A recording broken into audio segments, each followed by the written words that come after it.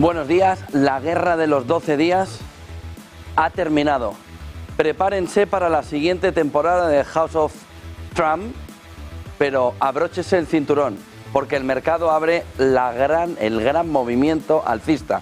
El rally de verano está a punto de abrir gracias a Donald Trump. Vamos a ello.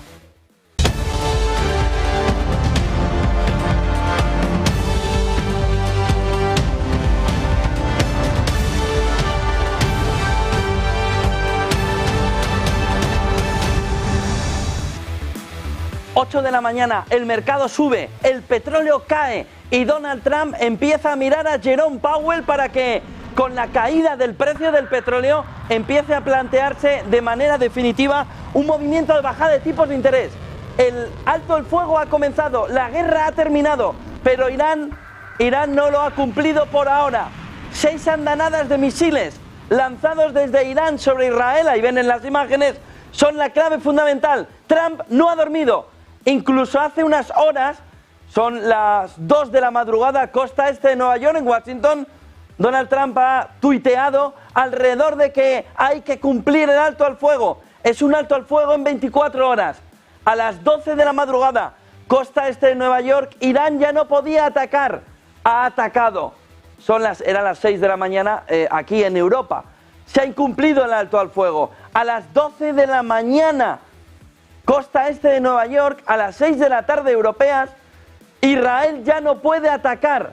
Tiene 12 horas para atacar a Irán en un raro alto al fuego que pone punto y final a la guerra de los 12 días, como ya se le conoce a la guerra que hemos vivido entre Israel, Irán y Estados Unidos. Previamente, Trump se ha reído de Irán.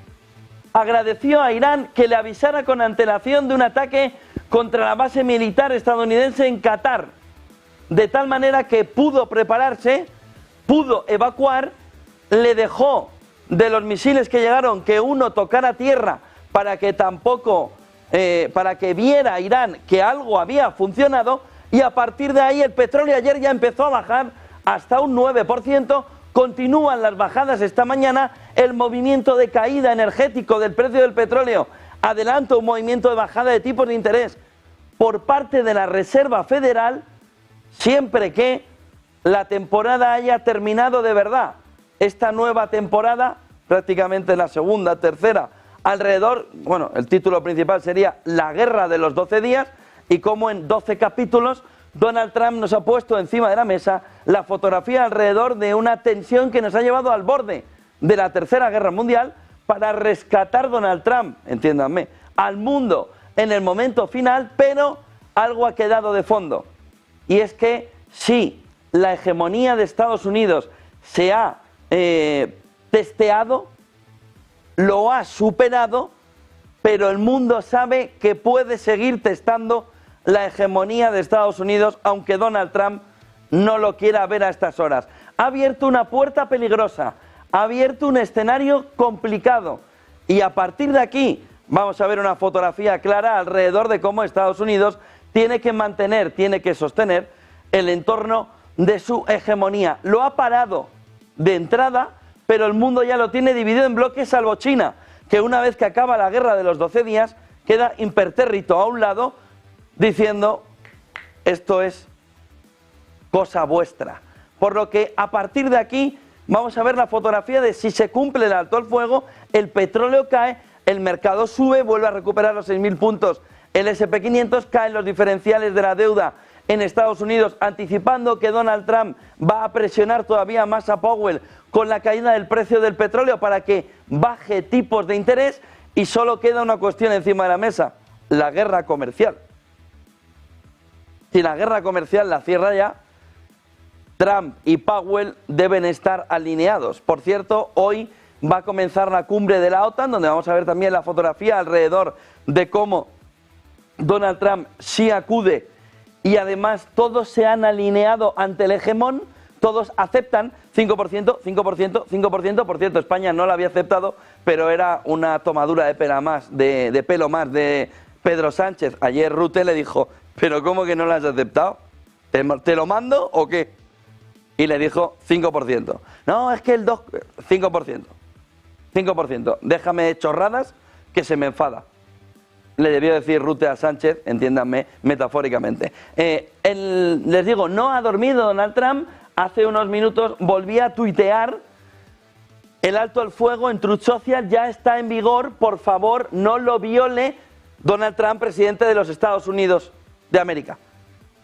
De tal manera que pone encima de la mesa, oiga, había un alto al fuego. Es verdad que Irán no lo ha aceptado en el momento inicial, pero todo parece indicar, por lo que ha dicho Irán, que en el momento en el que deje de atacar a Israel no tiene ningún problema en sentarse a ver la fotografía del alto al fuego, del acuerdo y de que estemos en el tiempo de paz.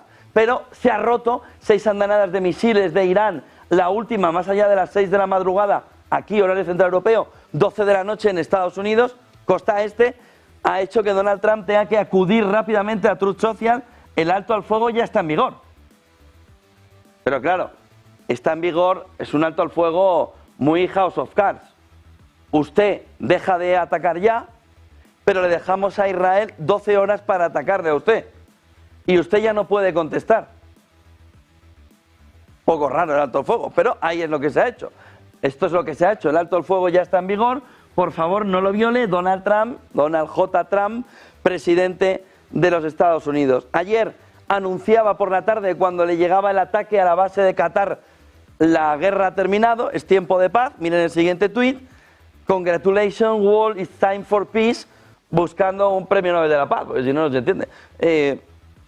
Felicidades, mundo, enhorabuena, mundo, es tiempo de paz. Bueno, el tiempo de paz lleva diciéndolo desde antes de ser presidente, que iba a acabar con todas las guerras, y el lío que nos está montando en cada una es espectacular. No sabemos si la siguiente temporada del House of Trump es una vuelta de la guerra de Ucrania todavía con más fuerza, China, etcétera, etcétera. Pero la fotografía va complicándose cada vez más, en lugar de lo que nos dijo: no, voy a acabar en 24 horas con la guerra de Ucrania. Toma, guerra de Ucrania.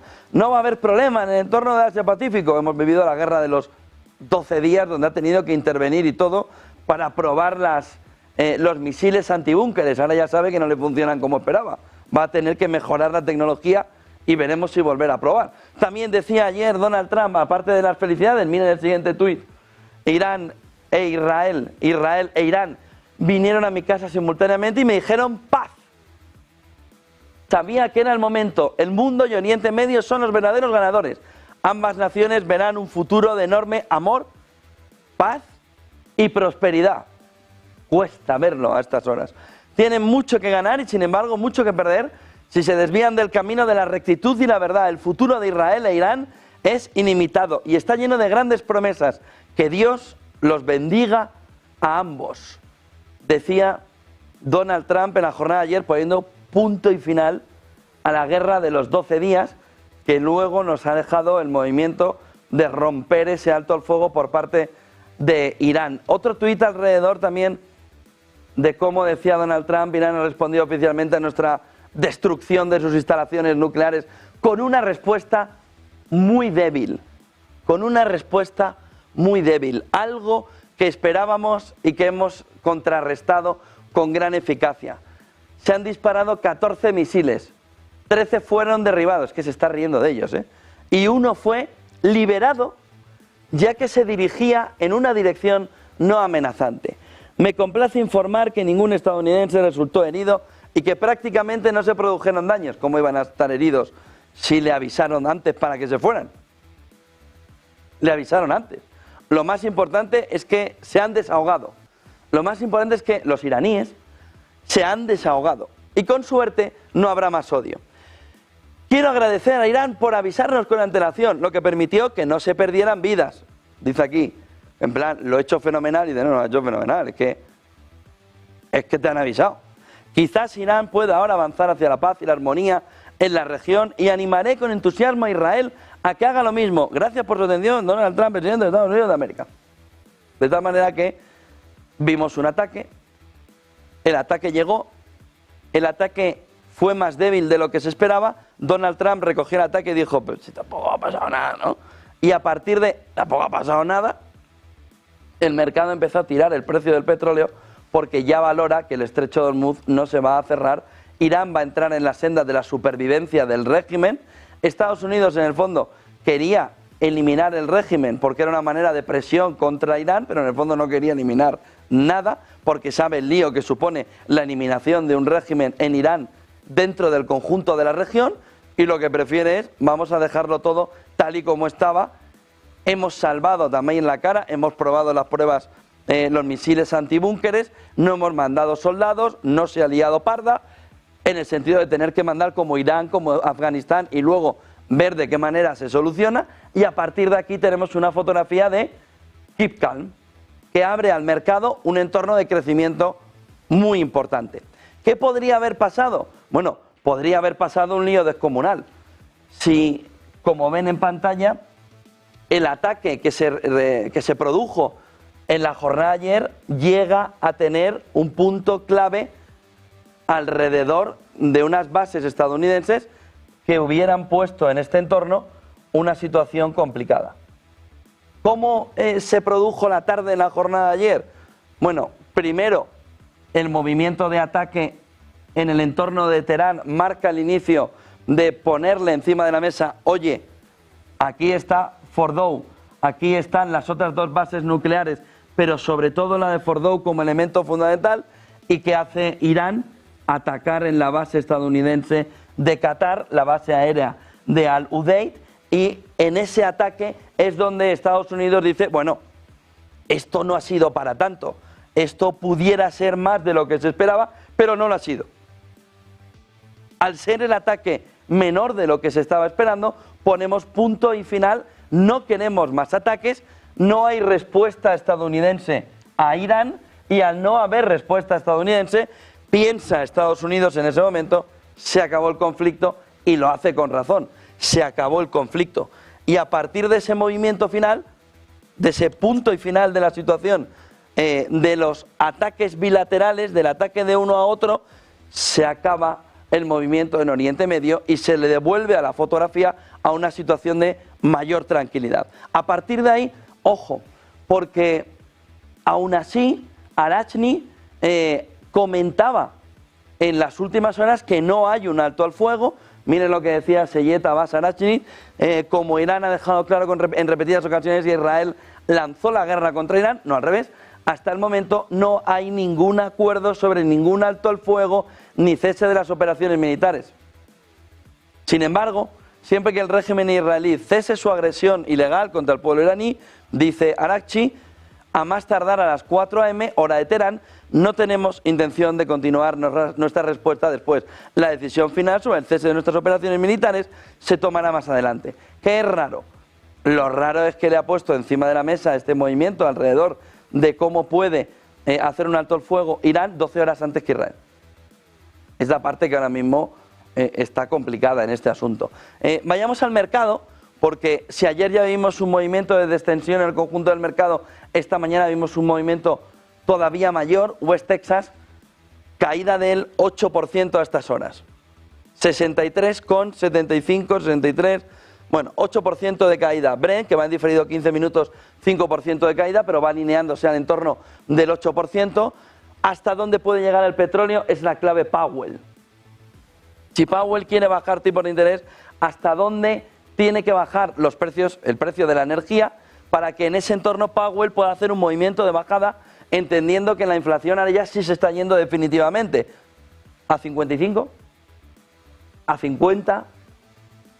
El oro, movimiento también de bajada y de extensión, caída del 1,25 hasta 3.325 dólares. Si lo vemos más amplio, por ejemplo en year to date, vamos a ver desde el año hasta ahora, ahí, vemos una fotografía de extensión en la parte final muy leve. Muy leve. Oro, petróleo, todo en negativo. Vemos el gas natural también.